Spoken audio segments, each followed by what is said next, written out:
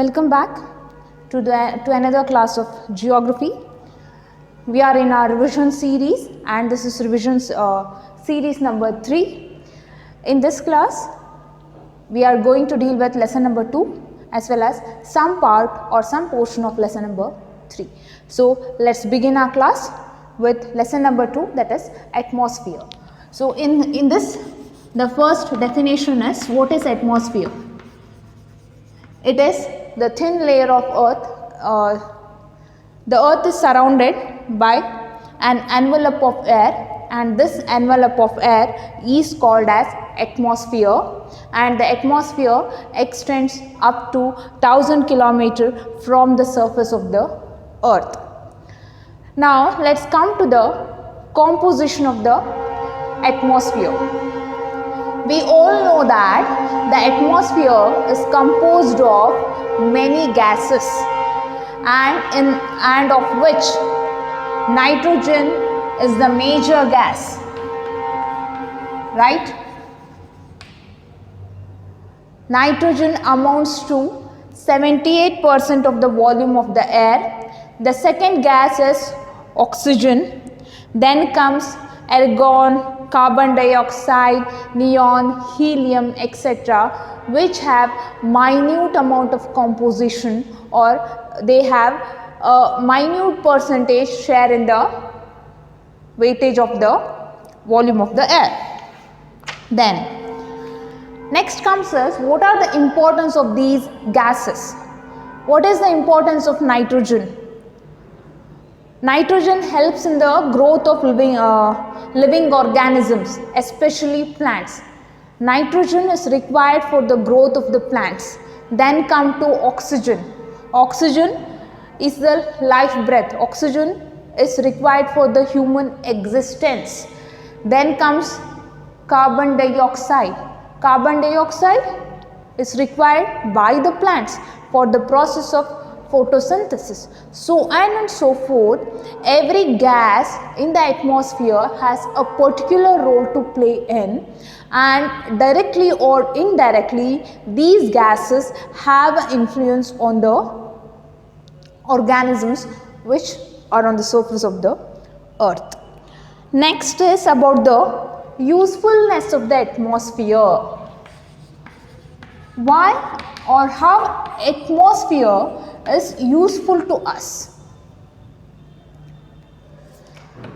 The first importance is that atmosphere acts as a shield.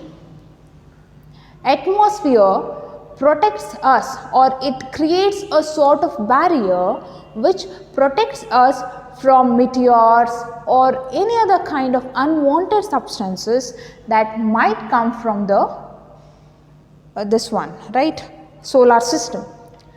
Then as said, as it creates barrier, it protects the earth from meteors which can cause damage. Then it is atmosphere is needed for radio communication.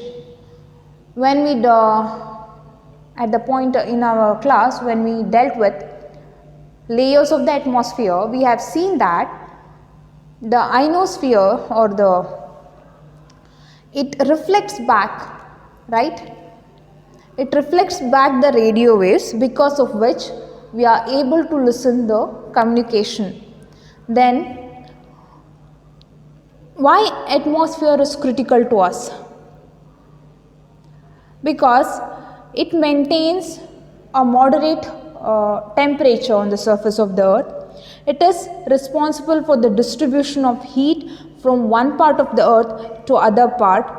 This also occurs through atmosphere.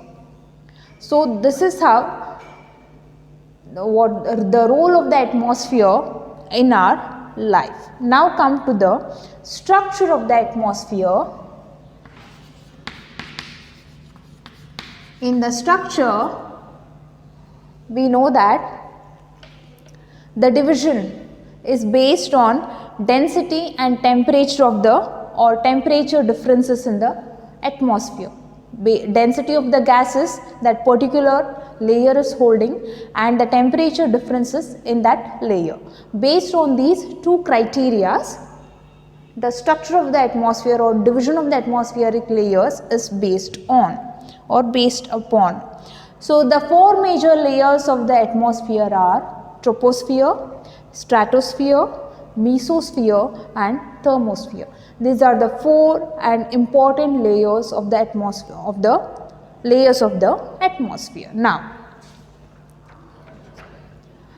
what is this? The first layer of the atmosphere is troposphere. See, when you attempt this question, when you write the answers, better is write the features of this layer one by one. What is the first point? The first point is that this is the first layer of the atmosphere. It is the lowest and densest layer of the atmosphere. This you have to write. Then the second point comes should that this layer extends from 16 kilometers or so and so kilometers, or it extends up to 50 kilometers. This you have to write, extension, extends. Then write the special characteristics of this layer. What is the special characteristics? This layer is the densest layer. Why? Because this is the lowest layer, as all the amount of all the gases are present up to 99 kilometers from the surface of the earth, right? Because of this reason, this layer is the densest layer. As the layer is densest, as we find all the kinds of gases in this layer, then the next point is, in this layer all the weather phenomena takes place, whether it is rainfall, precipitation, all the sorts of cloud formation, all the sorts of weather phenomena takes place in this layer. Then next is write about the temperature conditions in this layer. The temperature decreases or increases in this layer. The temperature falls with increasing height in this layer, right? If you write in this manner, it is easy for you to remember also. Not only for this layer, for every layer, the answer should be written in this way. There should be connectivity between the points what you are writing. It's not that in the first point I will write it is the lowest layer, and in the last point I will write that it is the densest layer. No, that is not the way. There should be connectivity between the points. It should be in a order so that your answer is complete. It gives a evaluator, examiner, the idea that the person knows everything, the student knows. So that impression if you have to give to the examiner, then write in order. Then come to the second layer. The second layer is stratosphere. So this is the second layer. In this layer ozone is present. Because ozone is present, this layer protects us from the harmful UV rays, and also in this layer this layer acts as a barrier for the meteors to enter in. This layer does not allow meteors to enter the surface of the earth. Then what is the third characteristic feature? In this layer aircrafts fly. Why? Because of lack of air resistance in the layer. These 3 points if you write is well good. And next one is mesosphere. The next layer is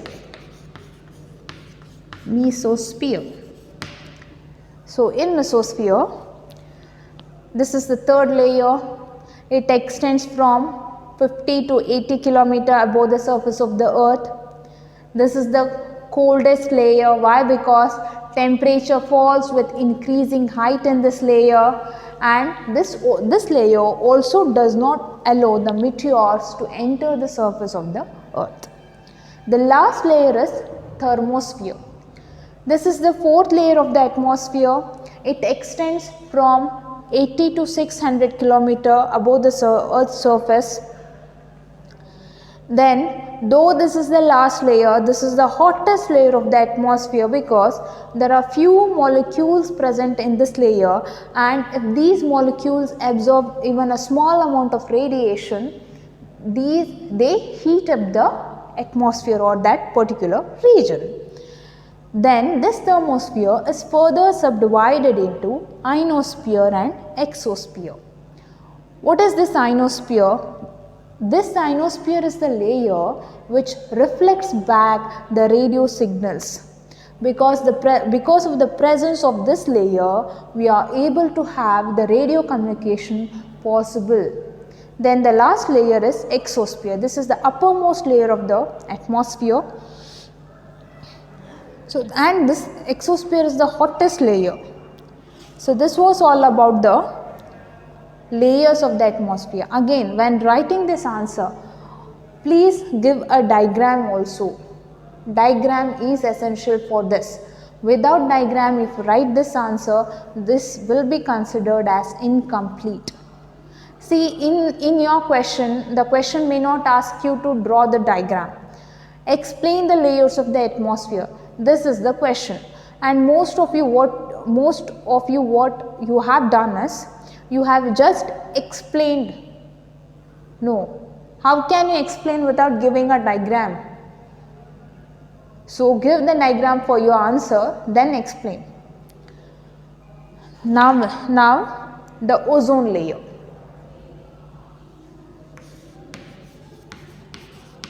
We know that ozone layer is present in the stratosphere.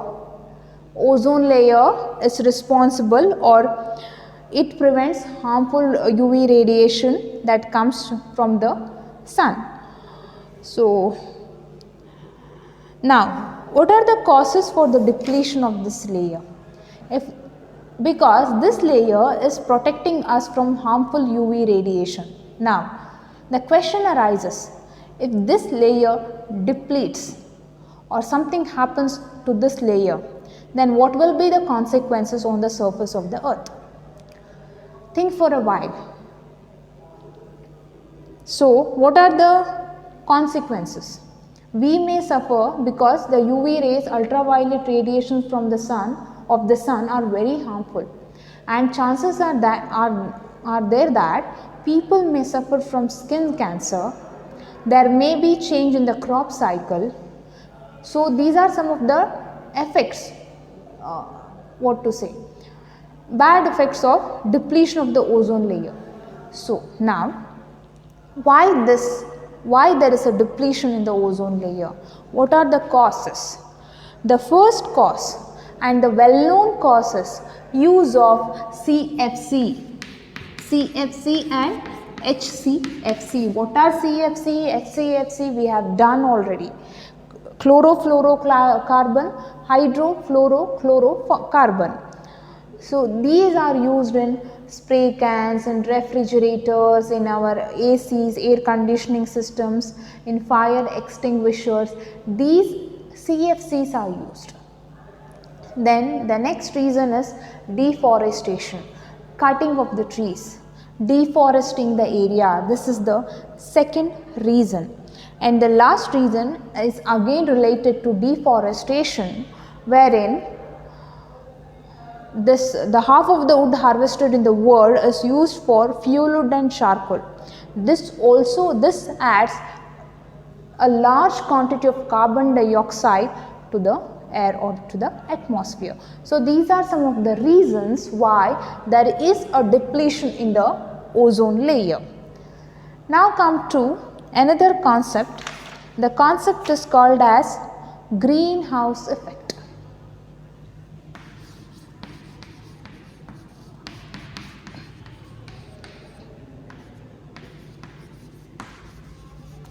What is this greenhouse effect now?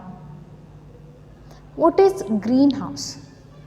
We know that atmosphere, the earth is surrounded by a layer, and that layer is called as atmosphere, which has several layers in itself, and it protects us, or it creates a shield around itself so that any harmful rays or any other material does not enter the surface of the earth. Now, this atmosphere has the source of energy. Which is the source of energy for the atmosphere? It is the sun. So what happens, the sun, after coming to the surface of the earth or after heating the layers of the earth, after heating the ground surface, the sun rays reflect back to the atmosphere. But because of the because of the presence of these gases, increased presence of these gases like carbon dioxide, methane, etc., these gases absorb the rays of the sun. These gases does not allow the rays of the sun to exit from the atmosphere. Because of this, the temperature of the atmosphere gets heated or increases. This process we call it as greenhouse effect. So there are two concepts called natural warming of the greenhouse and amplified warming of the greenhouse. What is the natural warming? Natural warming is normal presence of these gases. These gases are present in our atmosphere. Carbon dioxide is present in our atmosphere. Water vapor is present in our atmosphere. These are present in our atmosphere.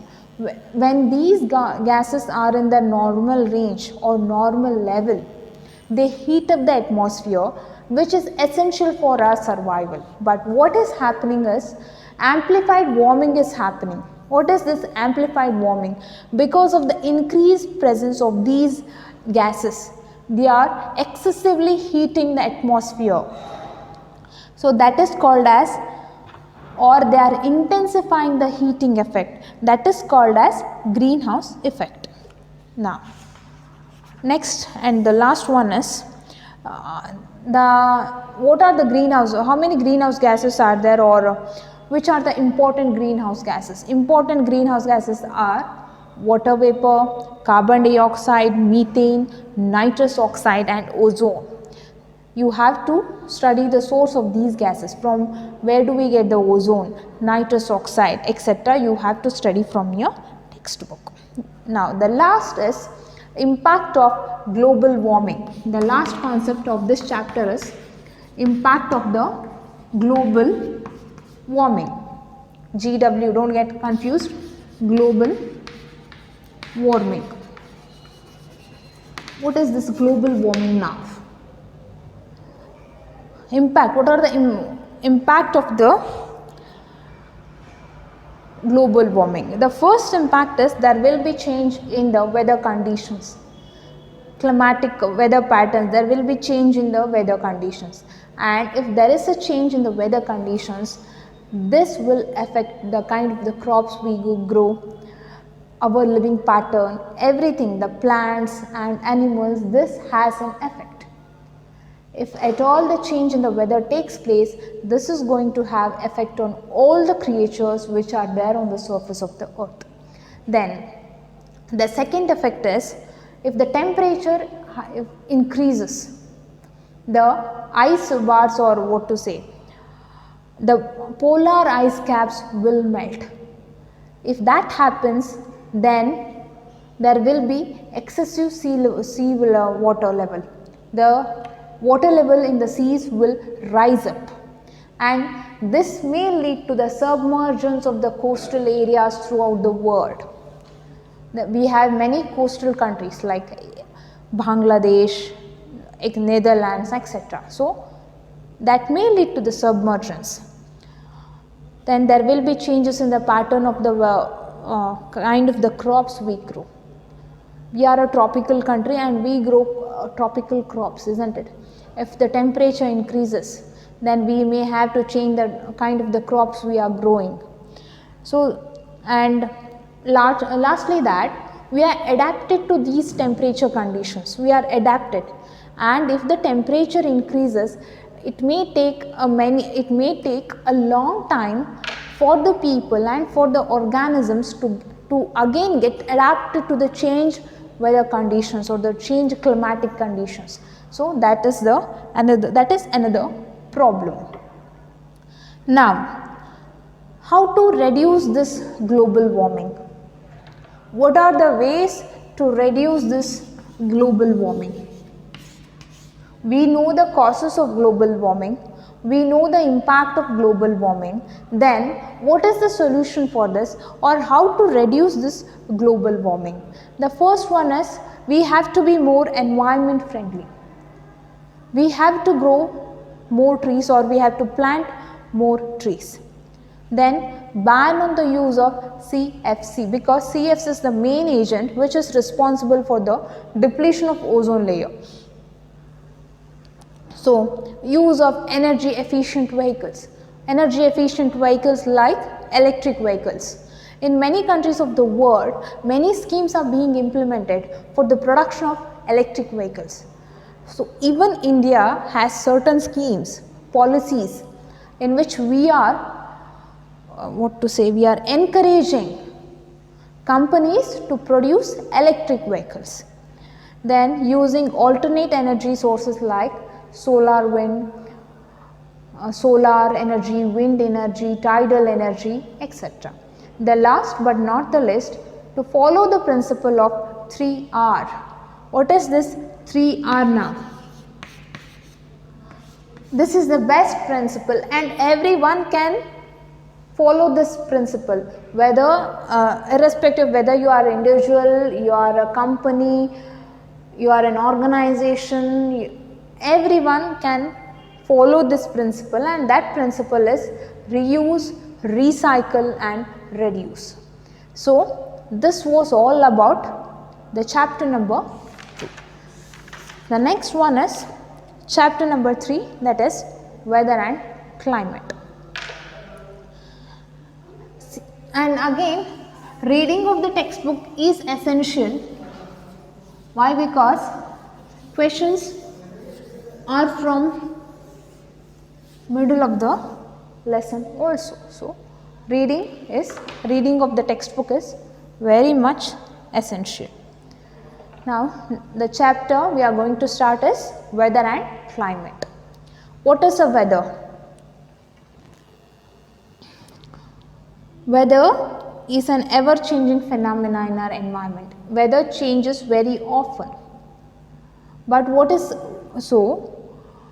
And we get what is weather? Weather is a short term atmospheric condition, isn't it? And weather changes very quickly, and weather changes from station to station. Then the study of weather and its element is called as what? Meteorology. This is important. What is meteorology? Be careful with the spellings. meteorology. Meteorology. What is meteorology? The study of the weather and its element is called as meteorology. The next is what is climate? Climate does not change as weather changes from area to area. Weather is a very short term phenomena, whereas climate is the aggregate of weather conditions for 20 years, 25 years, etc. After observing the weather of a particular area for 20 years or 25 years, the climate of any condition is climate of any region is fixed upon. That particular region is a tropical has tropical climate, or the region has temperate climate. We do this after observing this for many number of years. Now come to the difference between weather and climate. What is weather? Weather is a short term atmospheric condition that exists for a given time and in a specific area. It is for a given time. What is given time? Given time may be evening, it can be morning, right? And for a particular area. What is this for a specific area? What is the specific area? The specific area can be any region, isn't it? It can be Dharwad, it can be Belgaum, or it can be a certain taluk in Dharwad. So it can be anything. So climate is what? Climate is the aggregate of day-to-day weather conditions. It is the average of weather conditions. Second importance is weather refers to a particular station, right? as I said, it refers to a particular area, but climate refers to a large area. We say that climate of India is a tropical monsoonal climate. Though there may be a regional variations, climate, there may be a certain change in the weather conditions, but on the whole, climate of the country is tropical monsoonal climate. But weather, that is not the case. Weather changes. It may be sunny in one place, but it may be raining in some other place. So weather changes from place to place, but climate does not change. So weather may change at a very short interval of time, whereas climate remains more or less unchanged year after year. This was all about the difference between weather and climate. Now come to the elements of weather and climate. A question may be asked like, mention any two elements of the weather and climate. What are the elements of the weather and climate? Temperature, humidity, rainfall, isn't it? Right? Precipitation, rainfall in the sense, temperature, atmospheric pressure, precipitation, humidity, etc. These are the elements of weather and climate. Based on these elements, the weather is based upon or weather is influenced. Now, what is temperature, or how the earth and its atmosphere gets heated? We know that sun is the main source and it is through insolation. What is insolation? The amount of solar radiation received on the surface of the earth is called as insolation, and this through insolation the ground surface or the earth surface gets heated. But it was about the earth surface. Then what about the atmosphere? Then how does the atmosphere gets heated up? The atmosphere gets heated up through a process called as terrestrial radiation. What is this terrestrial radiation? The solar radiation, after heating the earth's surface, reflects back to the atmosphere, and when this reflects back, it heats up the atmosphere. So most of this heat energy is reflected by the earth's surface in the form of long wave radiation known as terrestrial radiation. The atmosphere is thus heated indirectly through the earth. The insolation is a short wave radiation. The insolation does not heat up the atmosphere. It heats only the earth's surface. But whereas terrestrial radiation, which is in the form of long wave radiation, heats up the atmosphere. This is the basic difference between insolation and terrestrial radiation, and you must be aware of this difference. Now come to the factors that influence the weather or climate of any that influence the weather or insolation conditions. So which are the factors? The first factor is the factors are latitude, thickness of the atmosphere, length of the day, distribution of land and water. These are certain factors which are responsible for heating up the atmosphere. So or depends, insolation a region receives depends on these factors, and the first factor is latitude. What is the latitude? It is the imaginary line, right? So the latitude at which a place is situated depends whether the place is in the tropical belt, temperate belt or polar belt. On that basis, the insolation is dependent. The region near the equator gets more direct heat of the sun, but as we go up from the equator, the amount of insolation received decreases. This is the effect of latitude. So it's time to wind up the class. We'll continue in our next class. Thank you.